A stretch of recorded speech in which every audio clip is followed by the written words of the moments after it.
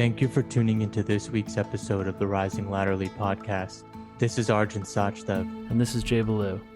We hope you find something here that offers you new meaning or a fresh perspective.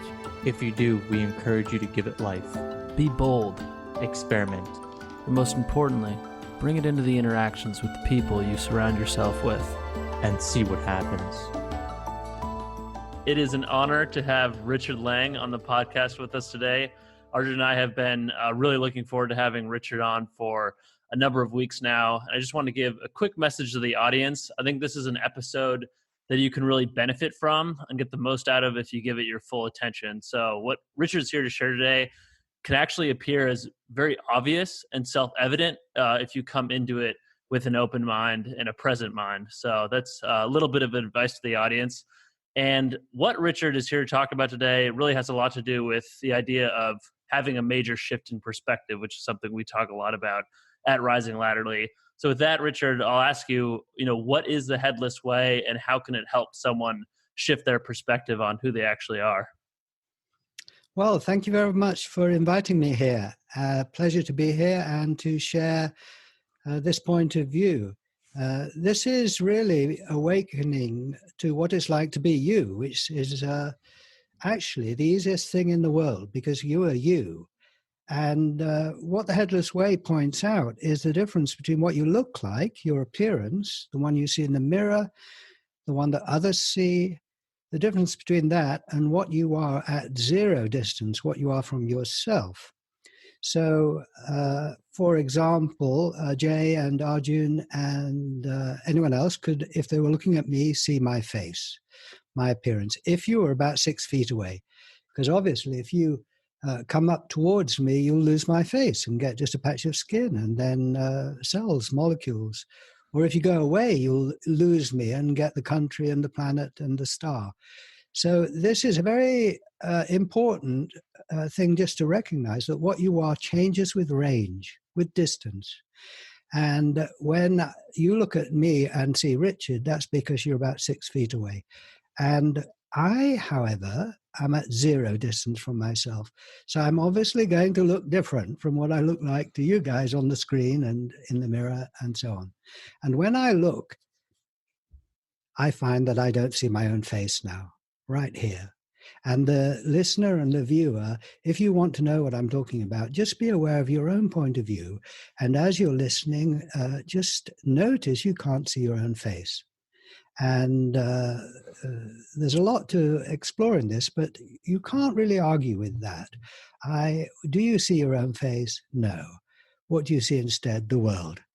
And normally, we are not aware of that. And I suppose if someone points it out, you say, so what? What's the point of that? I suppose part of my job is to say, well, some of the implications of this are just fantastic. And first of all, is it true? What are you from your own point of view? And secondly, if it is, what value might it have? And I'll just say one more thing, that one of the values is that when I'm with people, I notice that I see their face, I don't see mine. It's face to no face. I am empty for you. And this is a very different way of relating. From the outside, we're head to head, face to face. I understand that. From the inside, though, I am empty for you. I have your face instead of my own. And this means one starts to attend to people. Well, there's a little introduction. Nice. I really like that. Yeah, I think a big part of it is just sort of seeing yourself as a vessel, first and foremost, for the contents that are the world, that sits on your shoulders, and part of those contents are the people that you surround yourself with. So as they come into your, field of view, your perspective, you really are them in that moment when they've sort of impinged on your world, which is just a totally different way of looking at them and you and, who your identity is at core, at zero. Yes. And I say that this experience is completely obvious and natural. It's your first person experience of yourself, what you are for yourself. And however, we all express it differently. So you just expressed it in your way, which I've never quite heard it said like that before. And that is inspiring for me and enriching for me. And to be space for your friends, including the one in the mirror, by the way. You know, we're not dismissing our appearance. But right now, looking at the screen, I'm empty here, headless, and space for three faces there. And this needs a new language to articulate it. And you've just used your language there. I would say I'm space for the three of us, for the three voices in the one consciousness. Now, that's fantastic. Yeah, it's interesting. This is Zoom with three voices, one consciousness. And it's interesting because you can think about it like we're all in virtual reality. It's just that not everyone knows that we're in virtual reality. What I mean by that is you'll never know my point of view of the world, even though you're looking at me. You'll never actually be able to see how I'm seeing the world. And even if I see your two eyes, it only feels like one eye from me. And the other thing about, zooming in on yourself and zooming out on yourself, it's like if at a distance, if I zoom out all the way, I can go from myself literally to the point of when space and time were at one atom called the Big Bang. So I can zoom out all the way there. You think about like zooming out on the country, the planet, the stars, the sun, all the way to that point of the Big Bang. And on the flip side, if I reverse that zoom and I zoom inwards, like I'll zoom into my skin, my blood, my cells, my vessels, past my bones, past my heart, all the way to the point of nothing. And so from nothing to nothing is in between nothing is actually everything. Well put, yes. And you see, I think we are opening up to a new way of appreciating what we are. And although your view out, Arjun, is different from mine, I'm viewing England, you're viewing California, the place we're looking out of is indistinguishable, this single eye. I don't see my face here or my nationality or my age or anything here. And when I ask you what it's like, I'm sure it's the same for you, that the view is given in this boundless space. And one way really to bring this home is still visually, is to notice that what you're looking out of. And in your own experience now, are you looking out of two little peepholes or one single eye? And if the viewer or the listener just brings their hand in front of you, so there's about a foot apart between your hands, and then you just bring your hands back so that they go past your head. From the first person point of view, my hands get very big and then they disappear into one space here. Now I bring them forwards and they emerge magically out of this awareness, this nothingness. Now, that nothingness is where we're all one. Now, that is just a game changer. Because as soon as you see this, it doesn't matter who you're talking to or where they are, they're looking out of the same space. And we as a species need to reorientate to this because, you see, when you grow up, when you're a baby, you're headless. You haven't got language yet. You don't know what you look like. You're space for the world, to put it in my terms. Growing up is learning to see yourself from about 6 feet away, from outside, through the eyes of others, and identifying with what you see in the mirror. And as a child, you're learning about what you look like, and you haven't quite got it yet. So it's as easy to be a lion or an airplane as a little boy or girl, because you're not in a box yet. But you're learning what box you're in, and you have to and you want to in order to join society. Now, by the time that we're adults, we see ourselves from the outside with a head. We imagine it. We don't see it. We imagine it. And we look in the mirror and imagine taking that face and pulling it out and making it bigger and flipping it the other way around and putting it on like a mask. You don't actually do that. You never see in your face, but you imagine it there. So the third stage, the baby, the child, the adult, the third stage of the adult is going around and operating as if you're behind a face in a body, head to head, separate with everyone. Now, that is being aware of yourself in society. That's obviously absolutely vital. Mm-hmm. But what we're now doing when we're in that stage is just identifying with what we look like, which is separate from everyone. The Headless Way is saying, got that. Now let's reawaken to the first person point of view and notice how different it is, that there's no head here, that it isn't face to face, it's face to no face. I have your face instead of mine. This does not invalidate at all the third person. I'm still aware of being Richard in England, but I'm now also aware of being this one space in which the three of us are occurring. Mm-hmm. Now that is true. And it is a fantastic discovery. It fits in with what all the great mystics have said about our true identity, which we're the one consciousness. You see that here, right where you are, isn't a person, it's the origin. Well, that's an incredible claim. But what we're doing here is not believing in this. We're saying, let's test it. And we have lots of experiments on our website and so on that enable people to test this with eyes open, with eyes closed, to do the touch or seeing or hearing, to really test what you are from your point of view, rather than what everyone else tells you are. And that's what we're celebrating here. And we're all aware of this one space in which these three voices and people are happening. And that is astonishing and wonderful. Absolutely, it is a very wonderful thing once you see it. Do you think we could go through some of those exercises right now, Richard, to maybe illuminate to our audience? I think that's important. And then the audience are with us, because it's one thing just to talk and listen, talk about it, but another to experience it. So it's very, very simple. And I'll just guide you through several experiments. And we'll start with eyes open, and then we'll go to eyes closed, because people always say, well, what happens if I close my eyes?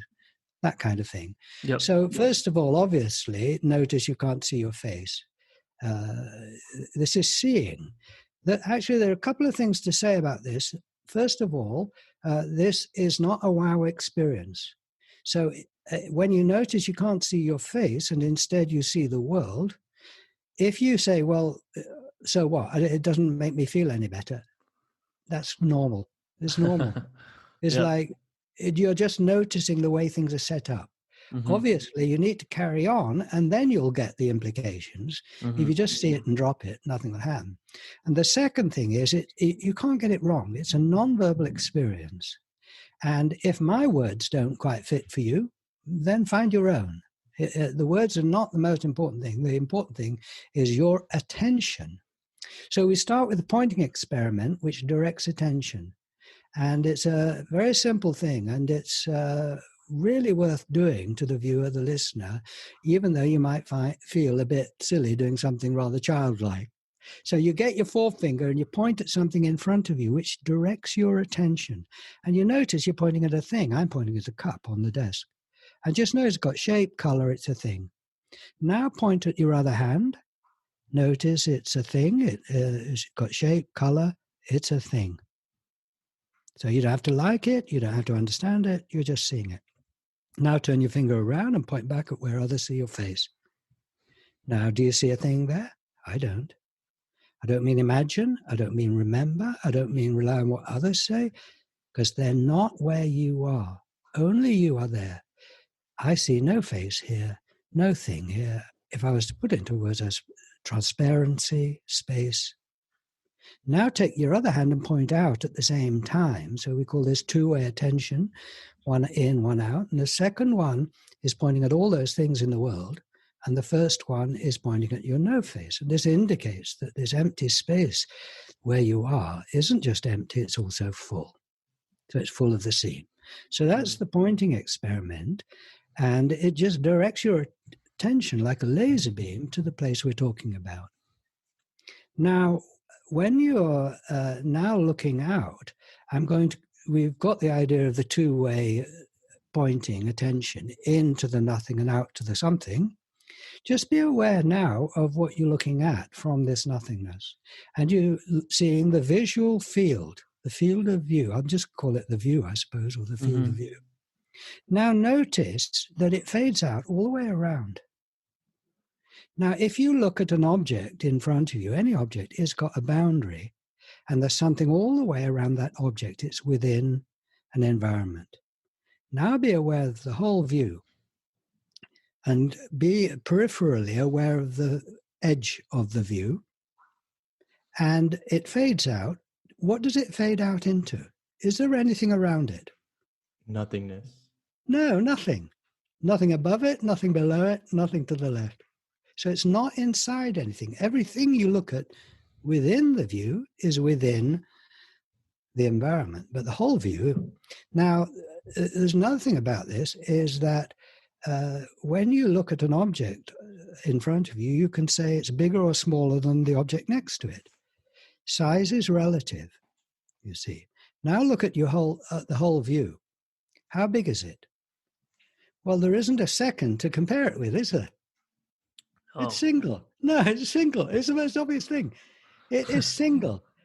Single. So you can't say, I mean, how wide is it? Well, it's as wide as east is from west. You know, it just goes off into infinity. Yeah. Yeah. I feel like I'm in a half dome, like snow globe. It's like this is my own personal snow globe. And you can't see in it. You can't see in it. I can only see out of this snow globe. Yes, exactly. I know, it's very mysterious. We've each got a different view out. You have direct experience of your view out, and you hear about the others. So you've just, you've described your view out a bit, you might do, and it's different from mine. But the nothingness, there's no labels on that to distinguish it, is there? It's just... yeah. As you said, everything within your field of view or your view has color and shape, but when you actually look inward and look at what's going on inside your head, quote unquote, there's nothing there. I mean, there's literally nothing of any color, shape, size. Everything is apparently outside of your body, and you're just living in that environment. Which is just and when you're talking now, your voice is coming out that nothingness, right? Right. Exactly. So that means your thoughts, right? So even your thoughts, yes, your thoughts are out there. They're actually not in you. That's right. They're not at your center. They're not. They're out here. So even your thoughts are out in the world for your world. Mm-hmm. Exactly. And you're describing your experience now. You're not looking it up in a book. You're not asking a teacher. You're saying, yeah, my thoughts coming up. In Zen Buddhism, they say mind comes out of no mind. Well, you've just put it in your words. You see, if you think of a blue elephant, right? Where did that thought come from? Well, it appears in the void. mind. Yeah, exactly. So this void, although we might say it's nothing, is very creative. It's coming up with everything all the time. And you could say it's alive, it's awake, it's aware. Mm-hmm. All right. So another thing to note, you see, now, as soon as you get the idea that this is exploring your own point of view, as opposed to what other people say that you are, which is valid from there, because we've been overlooking it, there's a tremendous amount to discover. Right. Oh, yeah, for sure. Right? I mean, everybody's been telling you that your thoughts are in your head and they come out of your brain. Right? Okay, you've got that. That has its use, obviously. But suddenly you look and you think, my thoughts are not in a head here. And they're coming out of this boundless awareness. And they don't leave any traces. I'm free of them here. The thoughts are there, out there in the view. And I'm relieved of all that activity here. True? True. Yeah. Richard, my whole life I've been told I'm Arjun, but yes, I'm not Arjun. No. Like the guy in the mirror is Arjun, right? The guy in the mirror, the guy in this screen is Arjun, but at my center, I'm nothing. The same as the one at my center, right? Mm-hmm. Now, I understand the Indian gesture, namaste, where you put your hands together. It means the two are one, and the one in me is the same as the one in you. It's a gesture of respect, right? You see, that it's a great honor, a respect to say to someone, I honor that your true nature is God. The one. I mean, you can't really give higher praise than that. Well, really, that's what we're doing in a modern way, saying, I'm this one awareness here, but you're the same there. Absolutely. Yeah, one thing too, like if you're ever watching a movie, I think when people are young, they fantasize about being an actor or becoming an actor. And if you're watching like Leonardo DiCaprio in a movie, you know his face so well, and you presume the experience of him being a movie star in that shot is the face you see on screen, but in reality he's looking through a single eye too. So he will never experience himself as the actor you experience him as when he's actually shooting that movie. So it's just kind of a mind Yes. bender when you realize that everyone you see, even faces you become so accustomed to, people that you hold a high amount of regard for, they see themselves as more or less the same way you see themselves, which is just the empty space from which everything comes forth. Yes, exactly.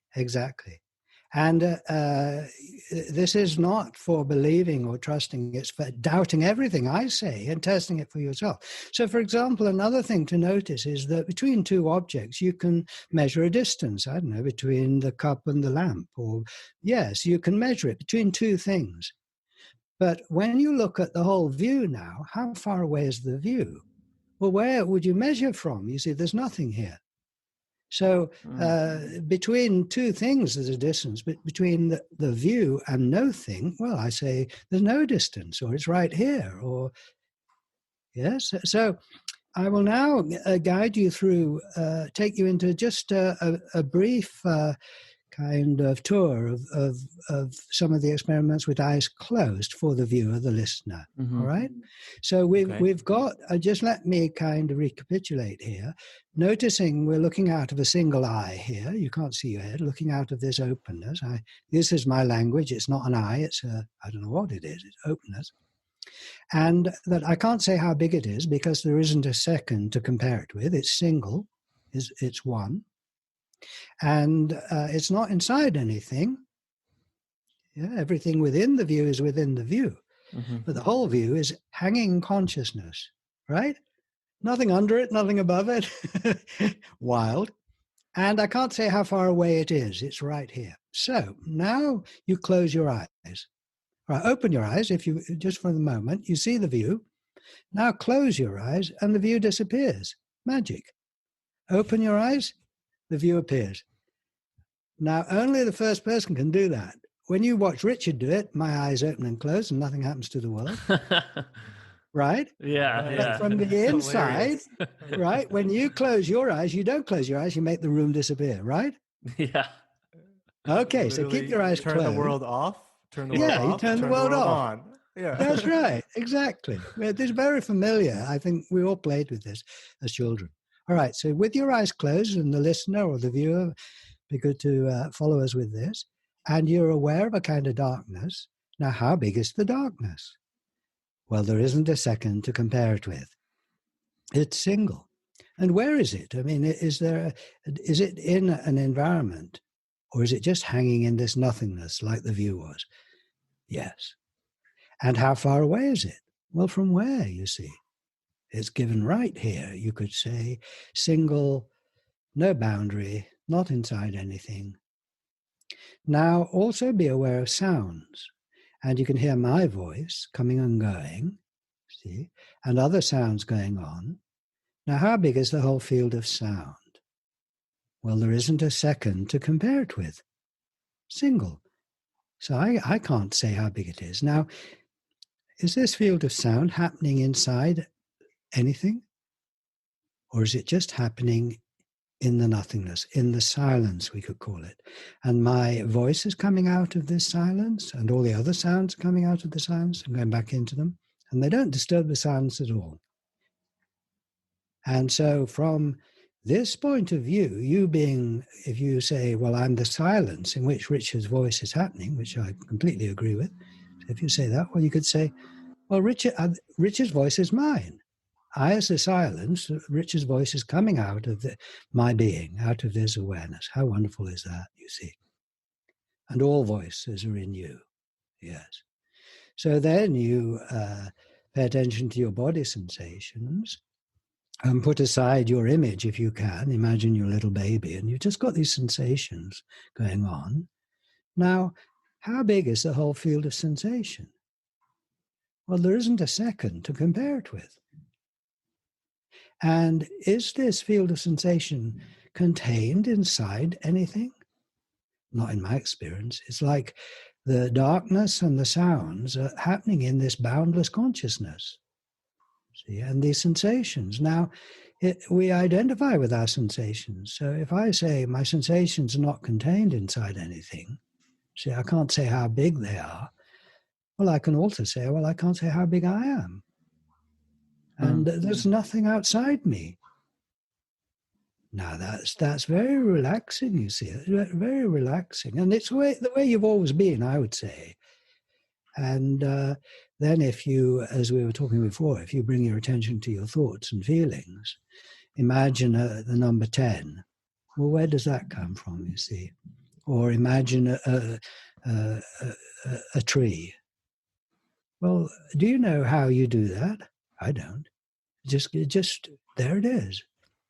Now you might imagine the face of a friend and be aware of the affection you feel towards them. Well, there's a feeling now. See, just arising in the nothingness.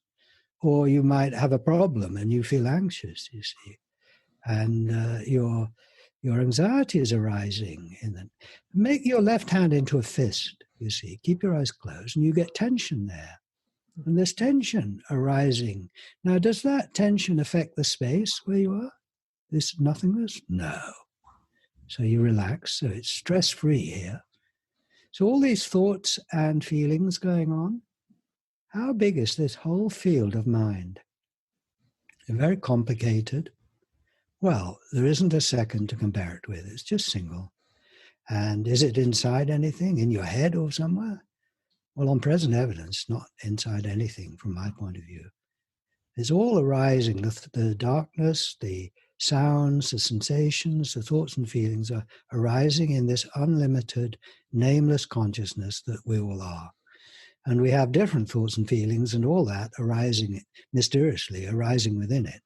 But the consciousness itself, it doesn't have anyone's name or address or nationality or age or anything. So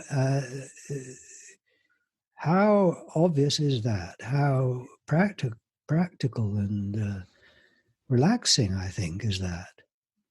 And now if you open your eyes or make the world reappear, you see, in the nothingness, you're still not inside anything. And your thoughts and feelings are still coming up. Now, some people say, well, how on earth will I function being aware of this, you see? I say, well, you've always been like this. You've always been functioning like this. You see, you've just been overlooking it and imagining you are at center what you look like from a distance. And there's just becoming conscious of this resource. Now you're going to live more effectively, face to no face, you see. And when you're in your car, notice you don't go along the road. The scenery moves through you. You're still. And you never confront anyone face to face. You always built open for them, even if you're having an argument. It's just the way it's set up. Now, this is a game changer. This is a game changer in human relationships and in how we relate to animals and the environment. The world is your body. The world is in you. Others are in you. This is true, and this is not appealing to scripture or a guru or a religion. This is saying you are the only one where you are. You are you, and only you is you. So don't let anyone else tell you what it's like to be you. Everyone is saying, you're only this big, you're separate from everyone else. You've got that. You're an adult. You get that. You understand that's your appearance. But now you're awake to your true nature, and it is dynamite. Absolutely. I mean, there's a stillness, and if you can connect to that stillness with another person, that's one of the strongest bonds in that human interaction that you can have with people. So you're right. It's like you're not face to face. You're actually one of the most open, literally, I have an open world to you, you know, like I have an open world to you. And I find it interesting because this is like an ancient way of thinking that we're trying to have in a modern conversation. And with society and the limits that are placed on all of us ever since childhood, it's not very easy for people to have this type of conversation or feel good about having this conversation. So I'm glad we're having it, but you can even just flash back to what the Mayans used to say. The Mayans say, in la quech alakin, which means I am another you, you are another me, we are all one. Well, there you go. Mm-hmm. Yes. And you see, I've been with this for a long time, and I was introduced to this when I was a teenager through, by Douglas Harding, who wrote On Having No Head.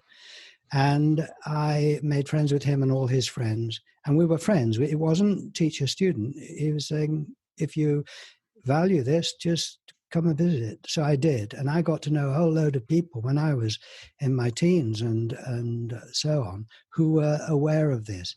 And once you become aware of this, you can't pretend you've got something that someone else doesn't have, because it's not like that at all, obviously. And you can't get better or worse at the fundamental thing. If you practice it, it will develop in your life in terms of your understanding and how it affects your life. But the thing itself is non-hierarchical. So I have no idea that I've got it more than you guys. I mean, how could you? Right. See? But our understanding and our response to it is different. Now, I grew up in a mini society of people who were aware of this. And it's infectious. And you benefit by having friends you can talk to about it, because out in normal society, if you say I'm space for you, they'll go, what? No, you're not. Right. Yeah. So when you're in a society like this and with friends who are sharing this, and you go, I'm space for you, and say, yeah, I know, it's great, isn't it? I'm space for you. Yeah, it's awesome. Oh, it is. And we have a growing community of friends online and so on who share this, and it's growing and growing, and it is normal. And you see, the thing that Douglas Harding came to this outside religion. Now, he left the religion he was in when he was 21, and he worked out for himself through attention and philosophy and science what he was. And this is back in the 1930s and so on, 40s. And he recognized that what you are, as I've said, depends on the range of the observer. Mm-hmm. So in other words, you're like an onion in that you've got layers. And you see me, Richard, because you're out there at that layer. And if you came up to me, you'd pass through my Richard layer, and you'd come to cells, and then you'd come to molecules and atoms. You'd be peeling my onion. And if you went away, you'd see the planet and the star. Now, Douglas recognized that, and he was interested in, what am I really? I want to find out who I really am before I die. I don't want to live my whole life and never ask that question. Mm-hmm. It just seems a most basic question. Who am I? Maybe I've got it wrong. Right. And he recognized through science that as the observer came up to him, there was less and less and less. So you get down to particles, there's almost nothing there. So it made sense to him that at center he was a kind of nothingness, but he couldn't verify it, because however close the scientist gets, they're still at a distance and they'll still observe something. All right. Right. And then one day he saw a picture by Ernst Mach, who was a physicist, which was a drawing Ernst Mach did of his own point of view, which of course is his headless body and a big nose down one side of the view, right? Mm-hmm. And when Douglas saw this, he said, that's the view from zero, not from, a few feet or a few inches. That's the view from zero, and it's headless. And he looked at himself and he thought, I'm in the same condition. Yeah. Right? At center, for me, I'm nothing, full of everything. Now, that isn't belief. That isn't religion. That is just someone having the simplicity to look for themselves and then realize it was important, of course. And it fits with what all the religions say at their heart, but it's not dependent on them. Now, this is the game changer, because up till now, the way into this awareness has mainly been through a religion, you see, or a guru or a scripture. Good for them, But today, if you're like me, we're in a modern world now, and we're growing up, and we're not going to take anybody's word for who we are at center, because they're not there. Right. This is, and it's available. Just have a look. Fantastic. Yeah. Ask A lot of yourself, what are you looking out on? Yeah. Right. Where are you Exactly. looking from? Yeah. Yeah. No. Nowhere. Yeah. A lot of the ideas Yeah. that you were talking about, um, I I encountered in on the Hierarchy of Heaven and Earth by Douglas Harding. The idea of us being Yes. being an onion basically, and we're kind of a different identity at different layers, but at our most at zero, at our most like foundational level, we're nothing. And I think there's a nice symmetry there between the individual being nothing at their foundation and like whatever vessel contains the universe, both in time and space, being nothing as well. So like if the origin of if we essentially came out of nothing, we all deal with that paradox. Well, who created the universe? Well, if God created the universe, then who created God? So clearly, at some point, something, I guess, spontaneously arose, or it's hard to describe, but I guess, yeah. No, I wouldn't go any further with that because you're walking into pure mystery there. Right, exactly. But I guess where I was going with that is like that pure mystery is right. We live with that every day, like the Yes, same mystery. yes. Yeah, that you That's find it. Yeah, right. Well put. Yes.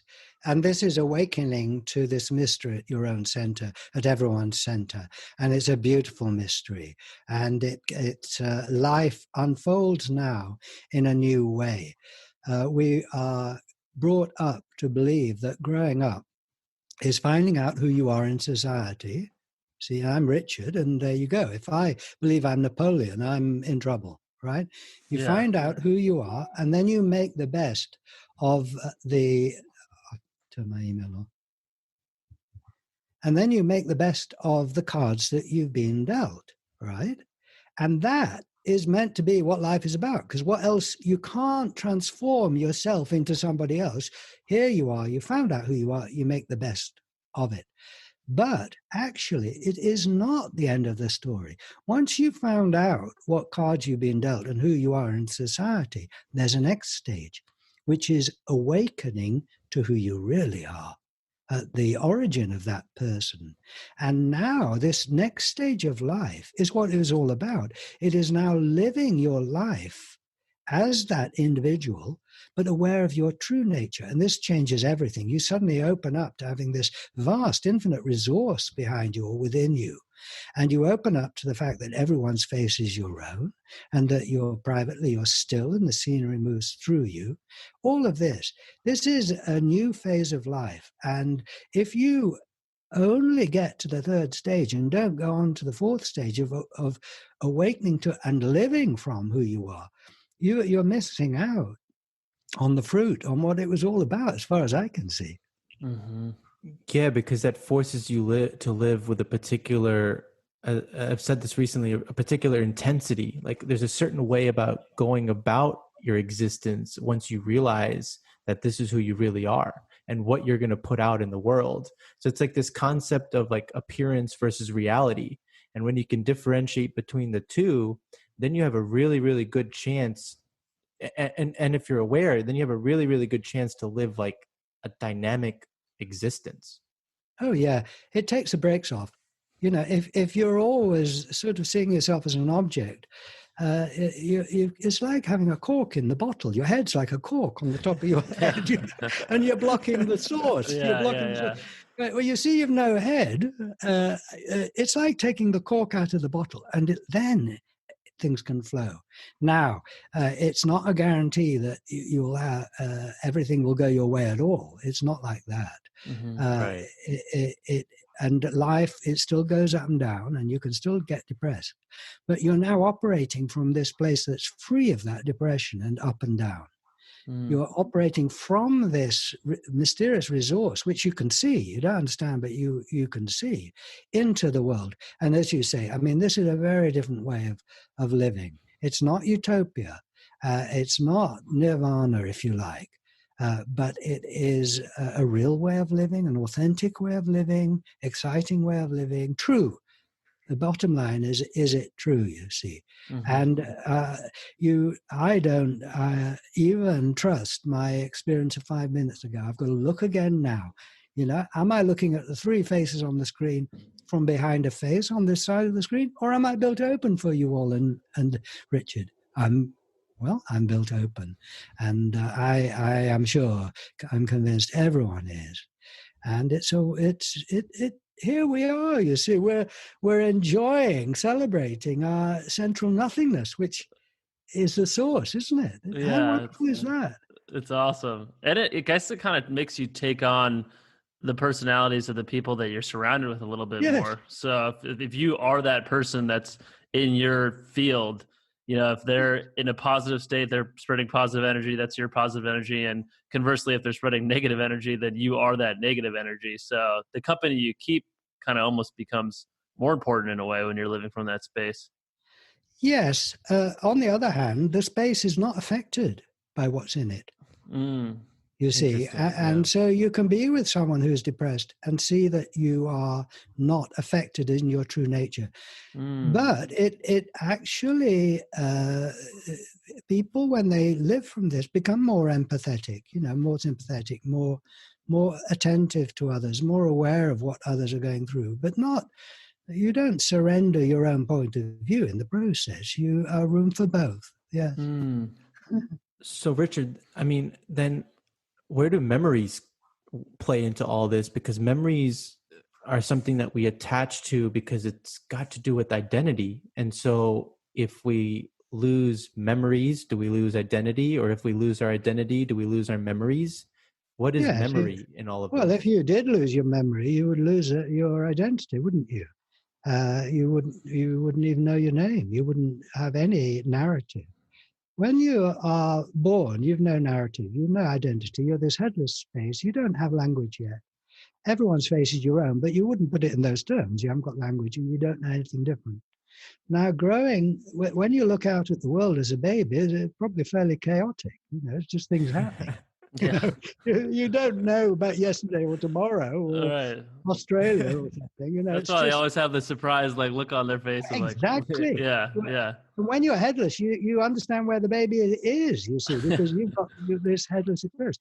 Now, growing up, you become aware of time and space, and you form memories and anticipations and awareness of other places. So the world develops. You don't develop. But the world develops and gains memory and the past and the future and all of that. And that's really important. And when you see you're headless, you're not trying to erase your memory or stop identifying with the one in the mirror. I don't believe you could do that anyway. But that's not what it's about. It's not trying to manipulate your experience. It's being aware of what your experience is, who you are. You see. And as it's given, as you grow up, you become aware of yourself and others and your narrative and their narrative and what you did yesterday. And this is all part of what's arising within the space. And this is to be welcomed and accepted humbly as the way it's given. When you're very, very old, it'll go. So enjoy it while you've got it. Yeah. That's true. But I mean, to look at a very deep question, the one in the mirror, the one on the screen was born and will die. But were you born and will you die as who you really are? Well, there's no beginning or end here. There's no time here. You see, we've been going, 45 minutes or something, but the space doesn't change. Now, this does not stop you dying as a person, but you're now aware that process is happening in the unborn, undying here. Now, does that make a difference? It does for me. It does for me. Yeah, I was gonna ask you about that. I think it definitely does make a difference knowing that at center you're nothing, and knowing that where we all came from ultimately is nothing. Nothing happening when you die. In that context, doesn't seem like such a bad thing. It's just no thing happening when you die, which is what we were originally. But I guess my question for you would be, what do you think happens to this single eye when you die? I have a single eye, Arjun has a single eye, you have a single eye. What happens to that at the moment the body Well, nothing happens perishes? to it. You see, the single eye is a completely different kind of thing from any of the objects within it. The objects within it start and end. They have beginning and end. And you see, I know what will happen to Richard after he dies. In the general sense, he'll be cremated or buried, right? And so I do have some idea of, now that's a thing, but this isn't in time. To say what happened, it's happening within this.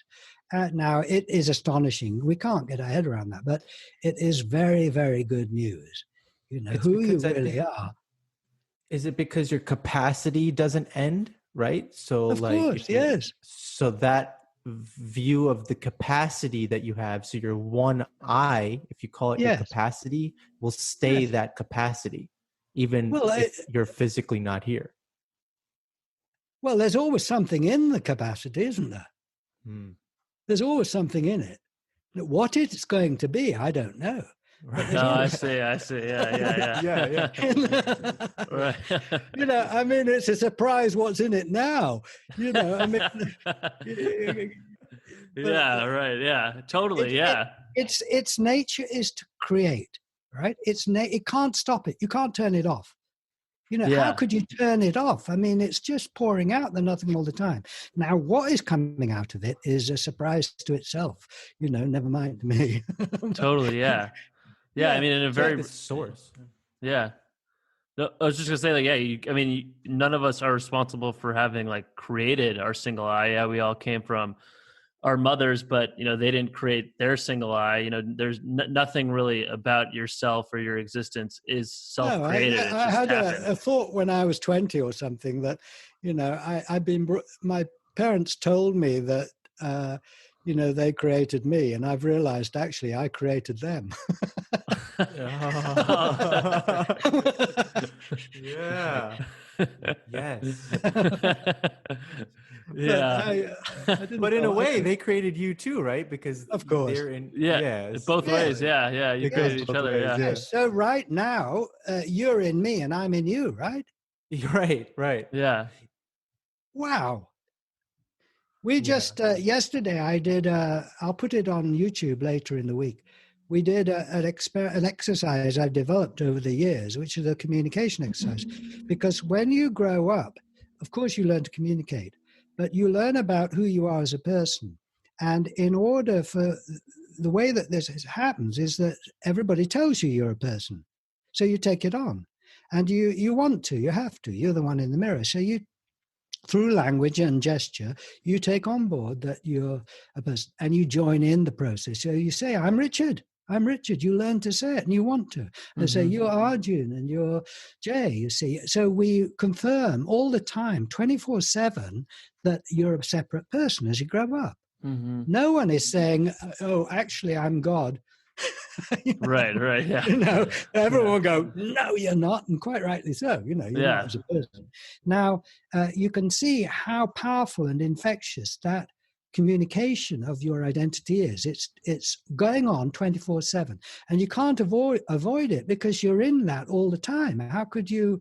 You don't want to anyway. Now, when you awaken to your true nature, like we are doing now, if we start communicating about it, we can start to celebrate and reinforce and confirm that side of ourselves, which is what we're doing here, as well as our human.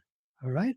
So in this exercise, I do it with a person, so it's a communication exercise. So I could do it with both of you now. See, I'm Richard, and I'm in London, and you guys, Jay and Arjun, are in California. So I've acknowledged my human identity, which is what we do all the time. But now I'm going to acknowledge my true identity and articulate it, just as I've learned to articulate my human self. I'm now going to say, well, actually, privately for me, I am space for you. I'm this single eye. Everything is within me. Everything is arising within me. And I know that the same is true for you, that I can see you're over there in California, but really you're not. You're space for California. You're space for this meeting. You're empty for Richard and everyone here and for the whole world. Now, we are now bringing into the conversation not only our humanness, but also our true identity, right? If I look at you, you see, now I say, I know that right where you are, you don't see anything there. You're wide open, clear, boundless space. Now, don't you feel seen? Yeah, Yeah, yeah, absolutely. absolutely, yeah, It's the ultimate Well, really, connection. you see, so yeah, I'm recognizing who you really are, and you go, yeah, no, you're right. If someone says something about you as a human being and they get it right, that you like football, or hey, you did that really well, we say, oh, thanks. No, I appreciate you feeding that back. That's true, but I'm glad you said it, right? We need that kind of confirmation. But now I say to you, well, as well as that, right where you are, you're this wide open space there, and you're full of everything, you see, hmm and you're totally still there. You see, yeah, totally still. Now, yeah. everything's going.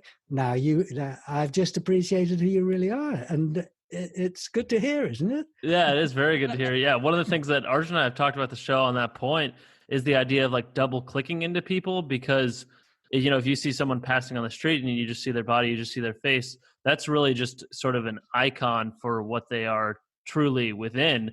And when we encounter strangers, we typically don't take the time to register that they have that same glassy essence that we do, and we just see them for the face that they are. But unless like you take the time to peel back the layers, you never really see them for their true identity, which is just to your point about empathy. It's hard to go through life truly empathetic if you're misjudging who everyone is Yes. when you meet them. Yes. And empathy, you see, is the ability to stand in someone else's shoes non-judgmentally and see and feel and think from their point of view.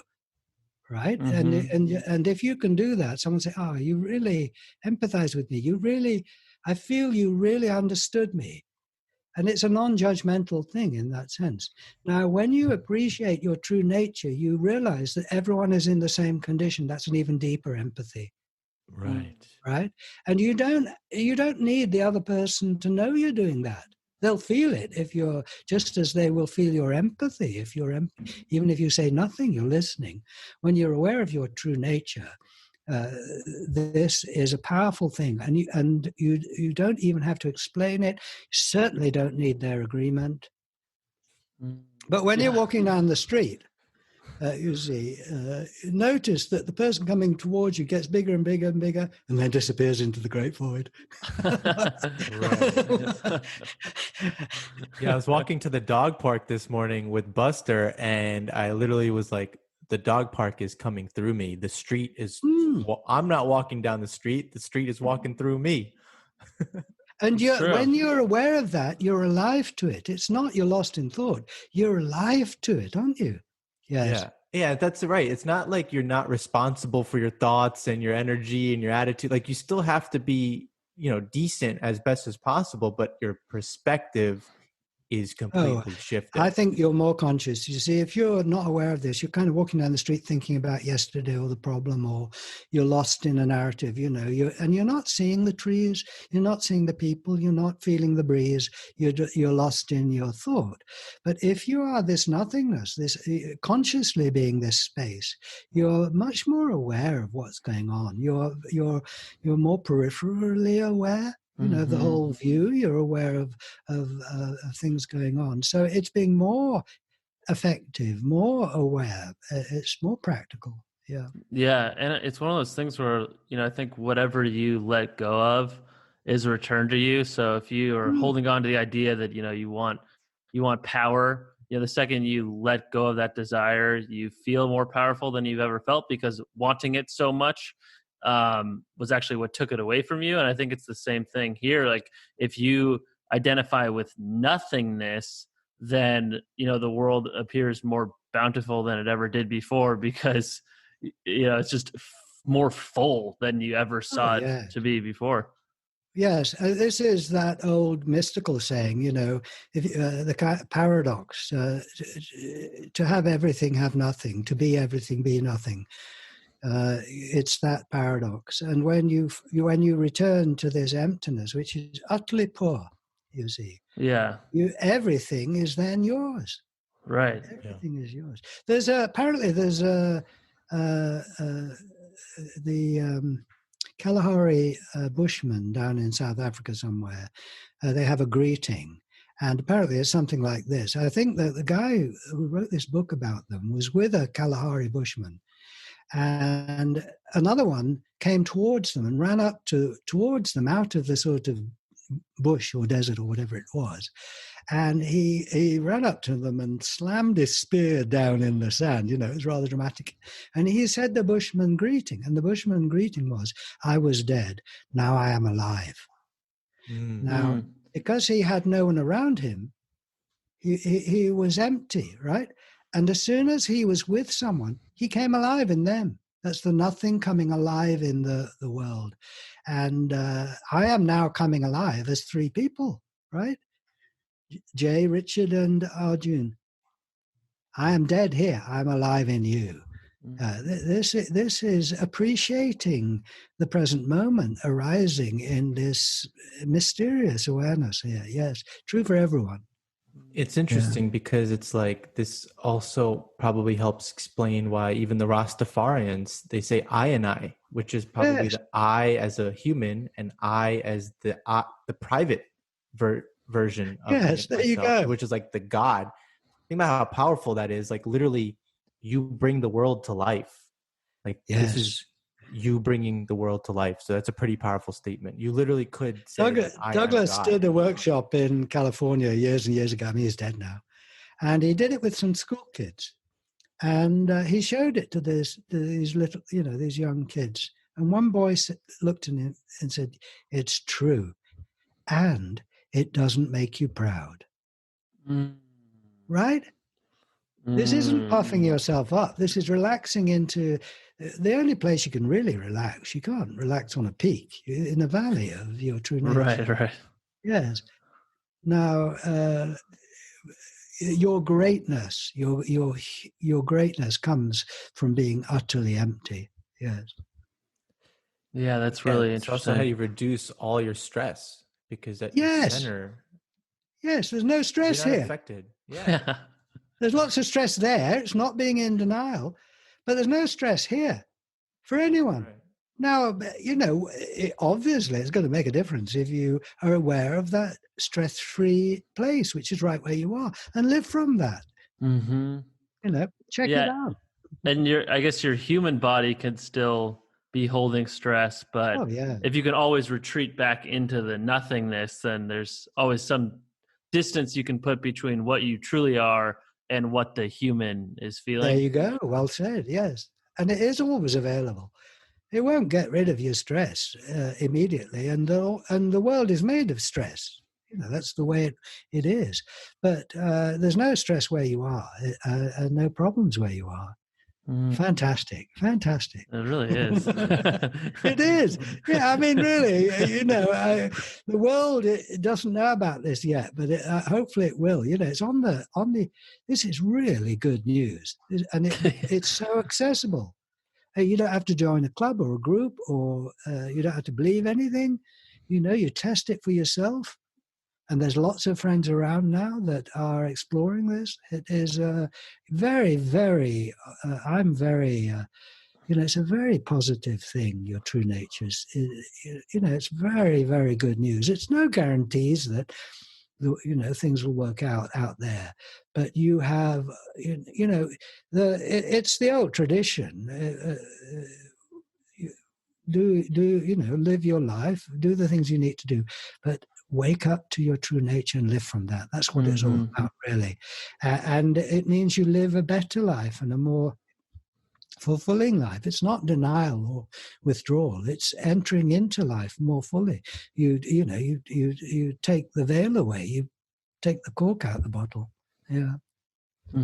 I love it. I actually just, when you were just saying all that at the end, it made me flash back to my professional time on a sales desk. And I just think that if salespeople had this mentality where nothing around them is really going to affect their center, all the discomfort is out there. It's not at the core.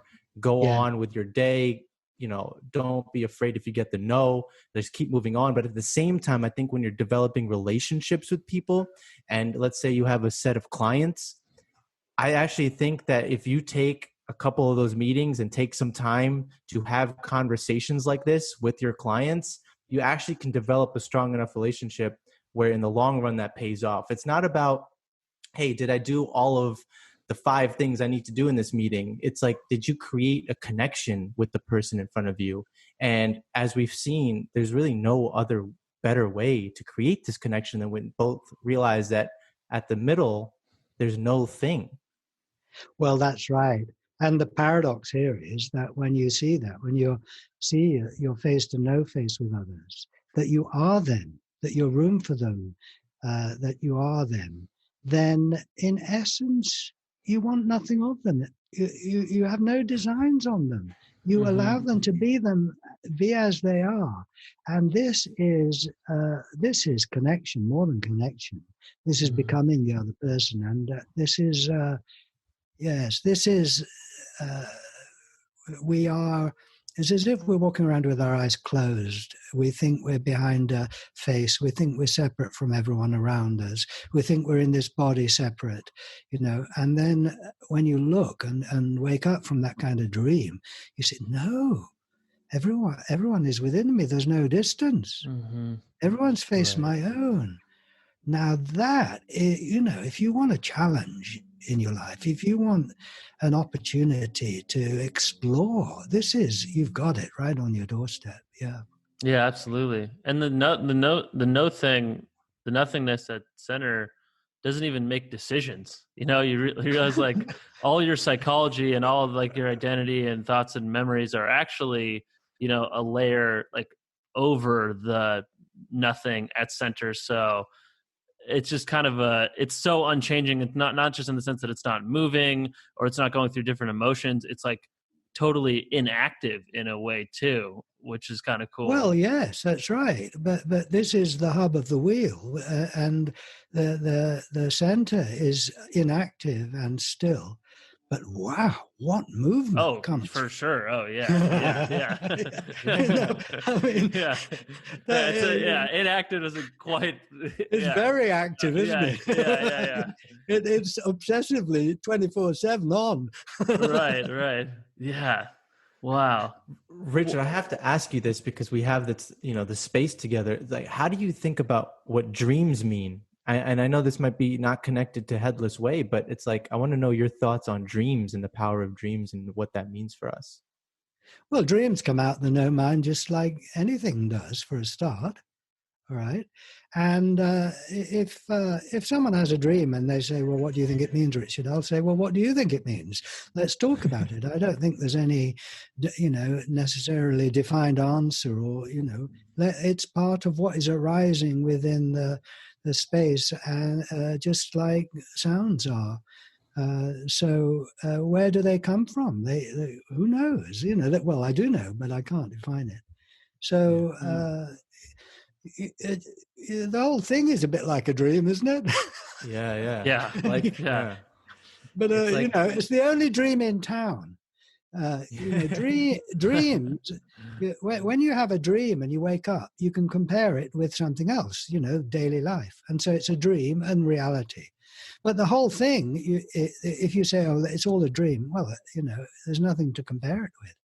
It's real. It's right. It's either like reality is a dream, dream is a reality. It's going back to the idea. There's nothing, no space to compare the single eye to. There's no reality to compare this dream to. So it's like, I recently heard, and also the dream is who true. you really are. There's nothing outside you.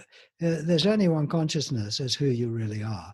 There's someone outside Richard, and Richard's not the only one. 7 billion others people, but my consciousness is single, and there's nothing outside it. Now, Richard isn't free. Richard's conditioned. And you could predict, if you knew enough about me, exactly what I'm going to say, probably. We're conditioned. But who I really am isn't conditioned. And, so people say, oh, I feel free. And someone said, no, you're not free. You're conditioned. I think it's, as Richard, I'm conditioned, but who I really am, one is free. There's nothing pushing who you are about, who you really are, and that is where that basic sense of freedom comes from. I would say, and it's precious and wonderful. Who you really are is free. not who you appear to be. But then you operate, you see, from this freedom and recognize my voice just coming out of this freedom is creative. Yeah. Yeah. Yeah. Well, I guess my question for you would be what's ahead for the Headless Way as an organization, and what are your sort of goals? How much it sounds like you've built a lot of momentum over the years. You mentioned several times that you have a burgeoning community now. Just would love kind of an update there and a peek into what's on the horizon for you guys. Well, the community is growing all the time, and it's really a loose network of friends. It's not a club or a group, you don't have to pay rent. It's just friends. Like, I feel now we're friends, and in the sense that we're sharing this and valuing this. And my aim and passion is to share this as widely as possible for obvious reasons about, A, it's true, and B, it's a fantastically practical remedy for many, many things. And the experiments make that possible, and it makes it possible for anyone to share this. And just go to our website and look at the experiments, or go to our YouTube channel where there's lots of films about this, and supporting people who are interested in this to carry on.